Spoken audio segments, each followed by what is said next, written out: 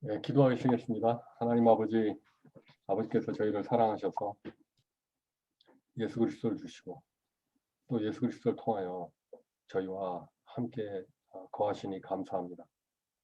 저희 교회가 주님을 향하여 주님께 영광 돌리는 교회 되게 하여 주시고 오직 예수 그리스도만 전파하며 살아갈 수 있도록 저희들 입술과 생각과 마음을 주장하여 주옵소서. 이 시간 주님께서 역사하셔서 무엇보다도 성령 충만함으로 예수 그리스도의 복음을 더 깊이 알고 나누는 시간 될 수 있도록 은혜 베풀어 주시옵소서. 감사하고 주 예수 그리스도의 이름으로 기도합니다. 아멘. 오늘은 성막과 그리스도를 나누겠습니다.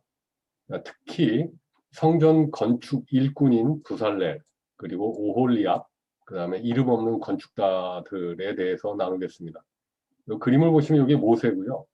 그 다음에 모세가 여호와 하나님께서 내가 거할 집을 지어라 이렇게 말씀을 하셔서 그 식양대로 그 디자인대로 이제 알려주시죠. 근데 이 전체적인 건축 총괄 책임자를 부살렐로 임명을 합니다. 그래서 모세가 부살렐에게 그 주님께서 보여주신 식양을 부살렐에게 알려주시고 모세가 또한 오홀리압 그러니까 이제 보조 총괄 지도자인 오홀리압 그리고 자원하는 이러한 일꾼들을 모아서 이렇게 여호와 하나님께서 거하실 집을 만들게 됩니다. 그래서 보면요. 출애굽기 35장 30절부터 33절을 보시면 선전 건축 일꾼들에 대해서 기술이 되어 있습니다.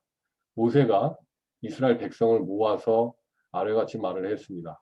봐라, 보라, 라, 볼지어다 여호와께서 유다 지파 훌의 손자요 우리 이게 오르거든요. 빛의 아들인 부살렐은 이제 히브리어로는 정확하게 하면은 베짤엘 이렇게 됩니다. 그러니까 베트는 뭐뭐 안에 그다음에 짜르는 이제 그늘 섀도우 무슨 그늘 보호 그다음에 엘은 하나님이시죠. 그래서 하나님의 보호 안에 이런 뜻입니다. 그래서 부살렐이 이 성전 건축 총괄 책임자가 됐는데요.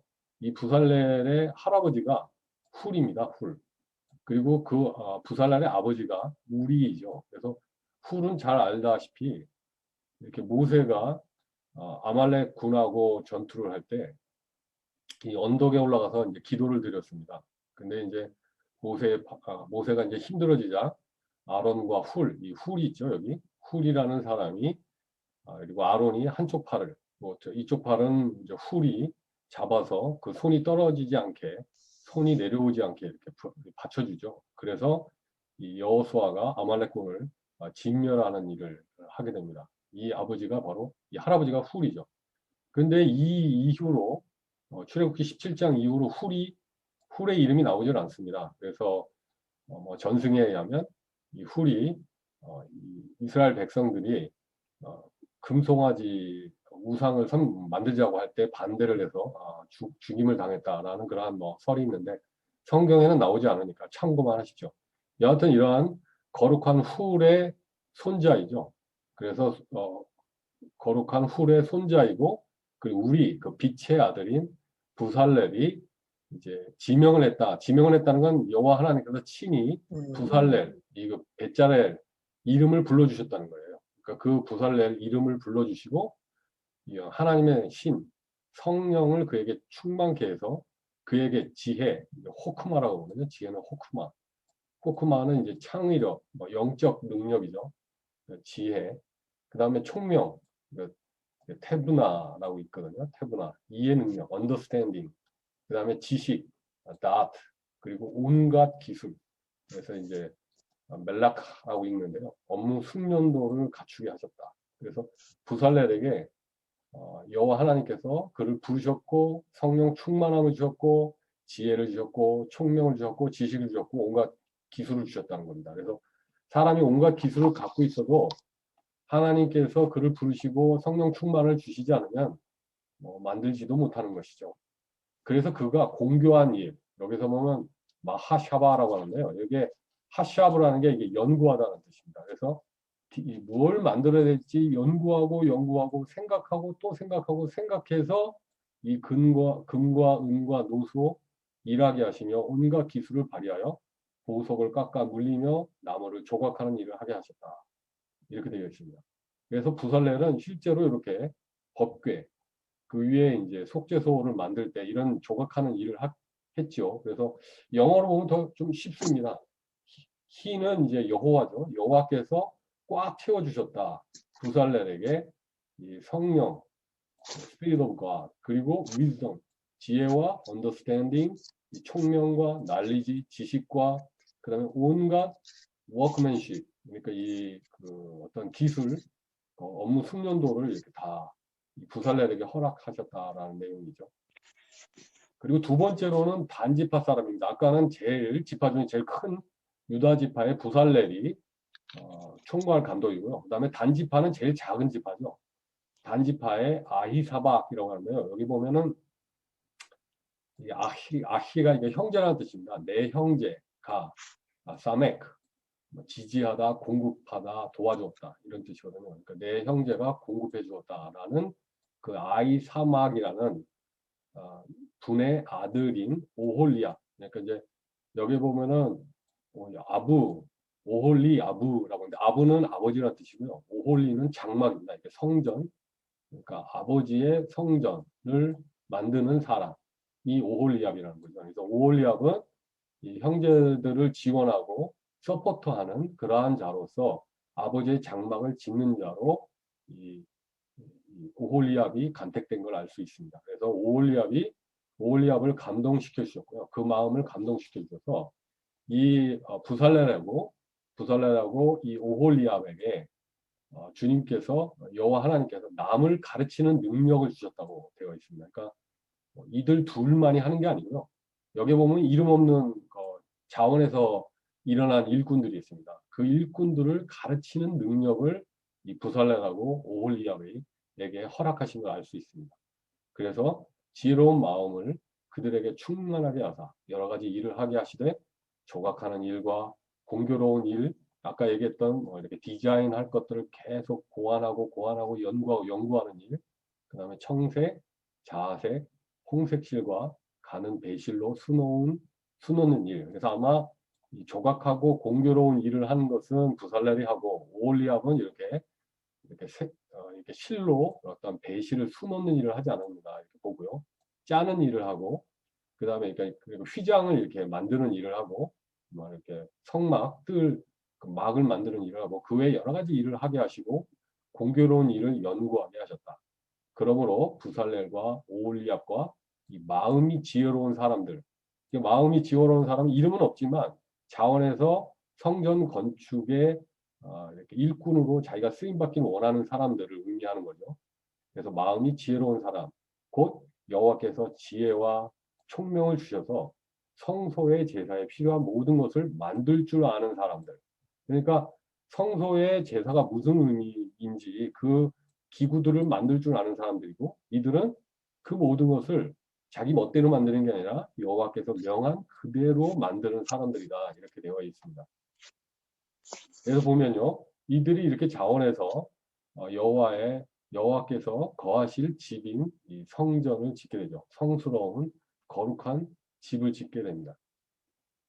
여기 이렇게 빛이 나는 사람이 이제 모세겠죠. 머리에 뿔이 났다 뭐 이렇게 하는데 사실은 얼굴에 빛이 난다는 이렇게 모세가 있고 모세가 이 부살렐과 오홀리압에게 알려주어서 그래서 이렇게 각 자원하는 일꾼들이 성전을 짓는 모습입니다. 그래서 모세가 이 출애굽기 36장 2절에서 6절을 보시면요. 모세가 부살렐과 오홀리압과 및 마음이 지혜로운 사람 곧 그 마음에 여호와께로 지혜를 얻고 와서 그러니까 여호와께서 지혜를 주신 사람들을 말하는 거죠. 그리고 그 일을 하려고 마음에 원하는 모든 자들 그러니까 자원하는 자들입니다.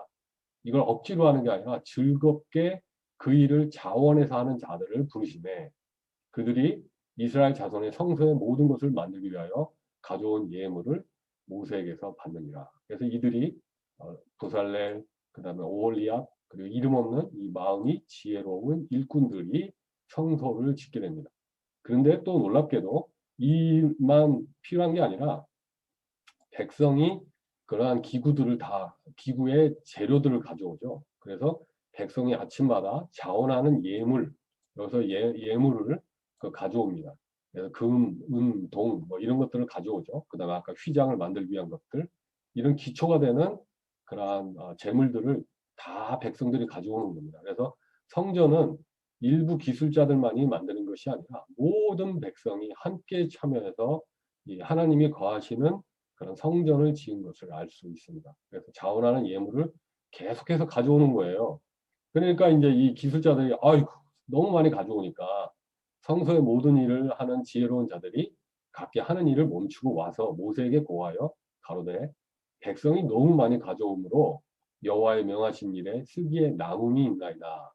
모세가 명을 내림에 그들이 진중에 공포하여 가로되 물은 남녀하고 어, 물은 남녀하고 성소에 드릴 예물을 다시 만들지 말라. 그래서 이들이 이제 계속 예물을 가져오니까 더 이상 가져오지 못하게 하셨죠. 그래서 예물을 보면 출애굽기 25장에 보면 여호와께서 그 모세에게 일러 가라사대 이스라엘 자손에게 명하여 내게 예물을 가져오라. 무릇 즐거운 마음으로 내는 자에게서 내게 드리는 것을 너희는 받을지니라. 그래서 너희가 그들에게 받을 예물은 이러하니 금, 은, 놋, 뭐 이렇게 쭉 되어 있죠. 그래서 이 백성들이 자원해서 이렇게 예물을 가져옵니다. 그래서 보면 출애굽기 38장 24절부터 31절에 보면 성막 건축 재료들이 무엇인지 알 수 있는데 이 재료들이 이들이 만들어낸 게 아니고 여호와 하나님께서 주신 재료들입니다. 그래서 이미 창세기 15장에 너희 자손들은 이방의 객이 되겠고 또 그곳에서 이렇게 섬기는 자들이 될 텐데 그때 나올 때에 그곳에서 나올 때 큰 재물을 취하여 나올 것이다. 라고 이미 창세기 15장에 언약하시죠. 그리고 출애굽기 12장에 그 언약한 말씀대로 애국 사람들이 이스라엘 사람들에게 큰 재물을 값없이 나눠줍니다. 그래서 그 재료를 가져온 것을 하나님께 받은 걸 하나님께 돌려드리는 겁니다. 그래서 금을 보면요. 금은 29달란트 730세겔이라고 되어 있는데요. 약 1.2톤 정도 됩니다. 그래서 법계, 분향단, 등잔대, 상, 지성소의 4개의 기둥을 금도금했죠. 그래서 이럴 때 이제 금이 쓰였고요. 그다음에 은은 100달란트에 1775세겔, 약 3.4톤이 됩니다. 그래서 성소 받침이 100개가 필요했는데요. 성소 그 널판 밑에, 그다음에 기둥 밑에 받침이 필요했는데 받침 하나에 한 달란트가 들어갔습니다. 그러니까 34kg짜리 은이 필요했던 거죠. 그 다음에 기둥에 갈고리, 머리싸개, 가름대에 은이 들어갔습니다. 그 다음에 동, 이게 70달란트 2400세겔, 약 2.4톤입니다. 그래서 번제단, 물두멍, 이게 다 노수로 쓰였죠. 그 다음에 성소 입구 5개 기둥의 받침대, 그리고 성막들 사면의 기둥 받침, 모든 말뚝 등이 다 이게 노수로 쓰였습니다. 그리고 기타 청색, 자색, 홍색실, 가늘, 배실, 염소털, 이게 휘장, 그 성소를 덮는 4개의 휘장이 있었죠.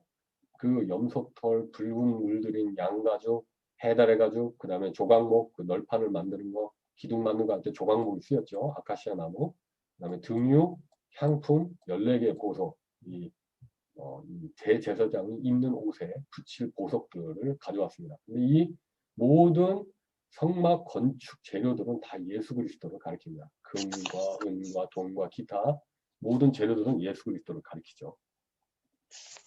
근데 놀랍게도 예수님께서 이렇게 말씀하셨습니다. 요한복음 2장 19절에 너희가 이 성전 하나님께 거하실 이 전을 헐어라. 내가 사흘 동안에 일으킨다. 이렇게 되어 있습니다.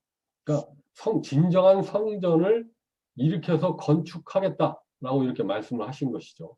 그래서 요한복음 2장 20절에 유대인들이 가로되 이 성전은 46년 동안 지었거늘. 그러니까 보면은 옛날에는 이렇게 성막 텐트로 지었는데 이제 때가 돼서 다윗이 돌로 지었죠. 그 다음에 이제 뭐 스가랴 그다음에 이제 헤롯 대왕이 이렇게 46년 동안 돌로 이게 성전을 지었는데 이것을 네가 무엇이간데 3일 동안에 다시 일으킬 수 있느냐 이 훌륭한 성전을. 그러나 이 사람이 지은 성전, 손으로 지은 성전보다 더 훌륭하신 하나님이 거하시는 하나님의 아들이신 예수 그리스도가 진정한 성전이신 것이죠. 하나님이 거하시는 곳은 땅의 성전이 아니라 진정으로 거하실 곳은 예수 그리스도의 몸이시죠. 그 몸이 예수님이 진정한 하나님이 거하시는 성전이시죠. 성전된 자기 육체를 가리켜 말씀하십니다. Yes, they were the time the sun really want that time. 그래서 죽은 자 가운데서 살아나신 후에야 제자들이, 그러니까 이 말뜻이 무슨 뜻인지 몰랐는데 제자들이 예수님이 죽고 그리고 부활하신 후에야 예수님이 하신 말씀 너희가 이 성전을 헐라 내가 사흘 동안에 일으키리라 한 말씀이 무슨 뜻인지 알았다는 거예요. 그제서야 하나님이 거하실 성전이 예수 그리스도시고 그 예수 그리스도가 죽고 부활하신다는 뜻인 것임을 이 제자들이 이 수수께끼 같은 말씀이 무엇인지를 그제서야 알았다는 것입니다. 그래서 너희가 이 성전을 헐라 내가 사흘 동안에 일으키리라. 이 말씀은 예수 그리스도가 자신의 성전된 육체가 십자가에서 죽고 사흘 후에 부활하신다는 뜻인 것임을 그제서야 예수 그리스도가 하신 말씀을 그제서야 알게 되었다. 그리고 이렇게 당신이 해주신 이 말씀을 성취하신 성경의 말씀대로 성취하신 예수 그리스도의 그 하신 말씀을 보고 실제로 그렇게 이루신 성취하신 예수님의 그 십자가의 사역을 그제서야 믿었다라는 말이 이렇게 나오고 있습니다. 그래서 보면은 여기 보면은 법궤, 휘장, 여기 보면은 이제 여기 법궤가 있죠. 성막에 보면 그러면 여기 법궤가 있고요. 그다음에 여기 지성소 앞에 휘장이 있죠. 그 다음에 분향단이 있습니다. 그 다음에 등잔대가 있고요. 그 다음에 진설병 떡상이 있습니다. 그 다음에 여기에 물두멍이 있고요. 그리고 여기 번제단이 있고, 그 다음에 여기에 성막문이 있습니다. 그래서 여기에 이제 성전 뜰이 이렇게 이제 성전의 기초는 바로 예수 그리스도를 얘기하는 것임을 알 수 있습니다. 성전의 근간이 되는 모든 기초는 다 예수 그리스도를 가리키고 있음을 알 수 있습니다. 그래서요, 성막의 문은 유일한 문이신 예수 그리스도, 내가 문이다 이렇게 예수 그리스도께서 말씀하셨죠. 하나님의 그 품으로 들어갈 수 있는 유일한 문은 딴 데는 들어갈 수 없죠. 오직 유일한 문이신 예수 그리스도, 본인이 문이라고 이렇게 당신께서 말씀하셨고, 그리고 번제단은 십자가를 뜻하는 것이죠. 십자가를 통해서 저희를 속죄하시고 이렇게 짐승이 피를 흘리고 죽었을 때에 죄인들이 속죄함을 받지 않습니까? 이때 이 번제단은 십자가를 가리키고 그 십자가를 통한 속죄를 가리키고 있음을 알 수 있습니다. 물두멍은 물이죠. 그래서 물은 주님의 말씀으로 우리가 주님 앞에 자신의 죄를 고백하고 자백할 때 주님께서 우리를 깨끗게 하심을 알 수 있고요.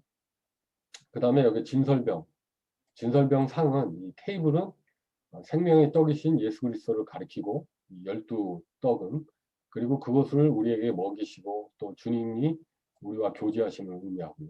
그 다음에 등잔대는 세상의 빛이신 예수 그리스도를 의미하고 우리는 그 빛을 반사해서 비춰내는 그러한 자들이 된 거고요. 빛의 자녀들이 된 거고요. 그리고 분향단은 우리를 위해서 중보하시는 예수 그리스도 그리고 우리의 중보자이신 예수 그리스도를 뜻하고요. 이 휘장은 당신의 몸이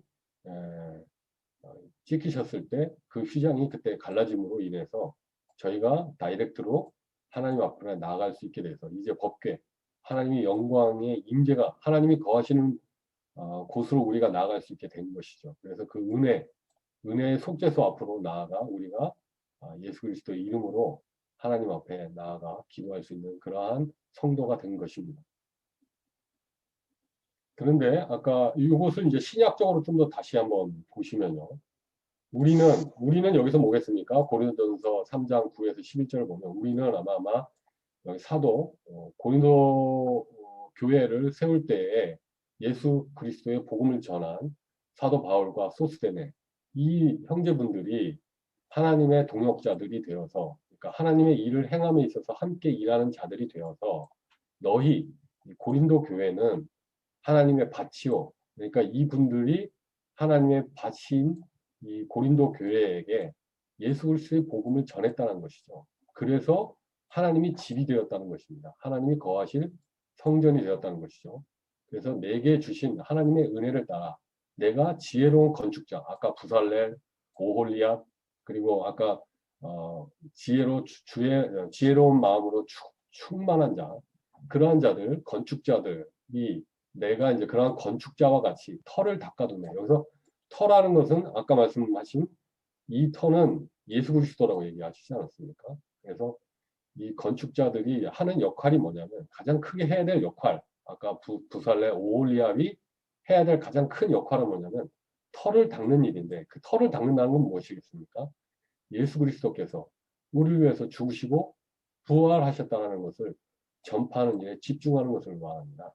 그래서 그런 일을 하는 일에 이 지혜로운 건축자인 사도 바울과 소스데나가 그런 일에 쓰임을 받았고 그런 일꾼이 되었고 다른 이가 그 위에 세우나 그러나 각각 어떻게 그 위에 세우기를 조심할지니라. 그래서 이 예수 그리스도에 대해서 집중해야 됨을 알 수 있습니다.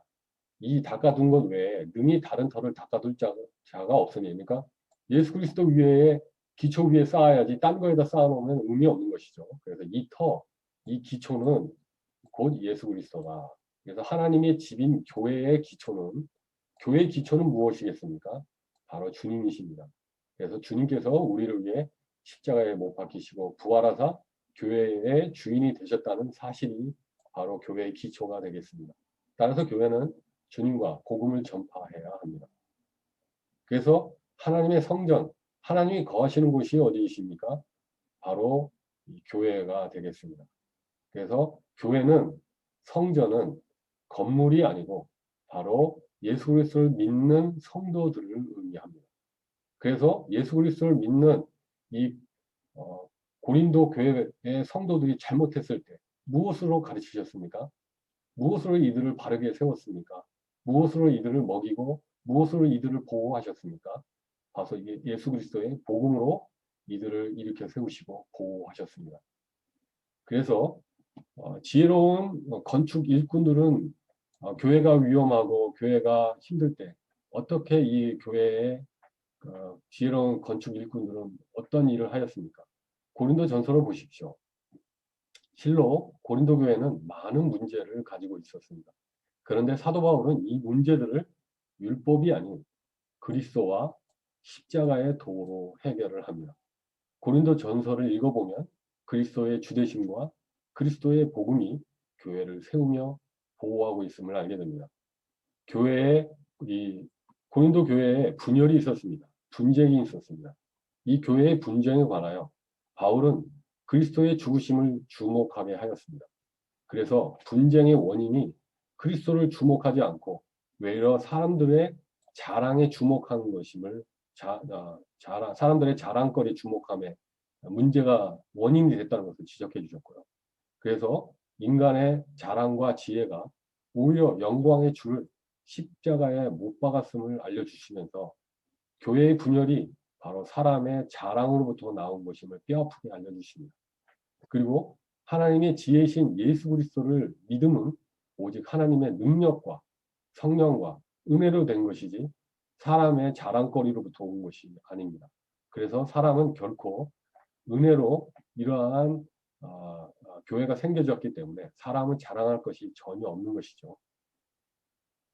그리고 육신에 속한 그리스도인들은 사람을 자랑하고 쾌락을 찾는 자들, 아직 어린아이와 같은 그리스도인들에게 바울은 성도의 몸이 하나님이 거하시는 곳이고 그리고 성령이 거하사 이제는 하나님의 일꾼들이 되었는데 어찌하여 너희 몸을 더러운 곳에 나아가게 하느냐. 이제 거룩하게 살아라. 하나님의 일꾼으로서 하나님이 거룩하신 너희들도 거룩하게 살아라 하면서 이렇게 견책하고 계시고요. 그 다음에 음행에 관하여는 바울은 유월절 어린 양이신 누룩 없으신 주님을 주목하게 하여서 주님은 죄 없으신 분이시다. 어찌하여 너희들이 죄와 상관하느냐. 죄를 멀리할 것과 그리고 그리스도의 피로 산 것이 된 것을 분명하게 깨달아 알게 하셔서 우리 몸을 이 음행에 두지 말고 자신이 아닌 하나님께 영광을 돌리며 살도록 주장하여 주셨죠. 그리고 성도 간의 송사와 싸움이 이 고린도 교회에 가득했습니다. 그래서 바울은 성도의 위치를 포기하지 말고 너희들이 주의 형제가 아니냐, 너희가 형제가 아니냐, 어찌하여 이렇게 사느냐, 어찌하여 송사하고 있느냐, 주님처럼 차라리 불의를 당하며 주라고 권고하고 계십니다. 그리고 우상의 재물의 문제, 사도의 권리의 문제, 우상 숭배의 문제, 여자의 머리 가림의 문제, 상망찬에 관하여는 오직 주님의 십자가 지심을 기억하며 자신의 유익을 추구하지 말고 겸손히 하나님의 영광을 위해 살라고 말씀해 주고 계십니다. 그리고 성령, 사랑, 방언, 예언에 관하여서도 모두 주님으로부터 나온 것이기 때문에 주님께 의뢰할 것을 분명히 말씀해 주고 계시고요. 그리고 이제 사망에 대하여, 부활에 대하여 오해하고 있는 자들에게 주님의 부활하심을 분명히 알려주시면서 주님의 부활을 근거로 죄와 사망과 율법으로부터 이기신 주님만을 믿고 감사하며 살 것을 강조하셨습니다. 그리고 마지막으로 누구든지 주님을 사랑하지 않는 자는 저주를 받으라. 마라나타, 우리 주님 오십니다. 라고 고린도전서는 끝을 맺습니다. 그래서 실로 고린도 교회에 그리스도와 십자가의 도는 유일한 해결책이었습니다. 그리스도는 우리에게 영원한 기쁜 소식, 복음이십니다. 그래서 지혜로운 건축 일꾼이 누구이십니까? 바로 예수 그리스도이십니다. 그분을 힘입어 우리 교회는 살아가야 할 것입니다. 할렐루야. 주님을 찬양합니다.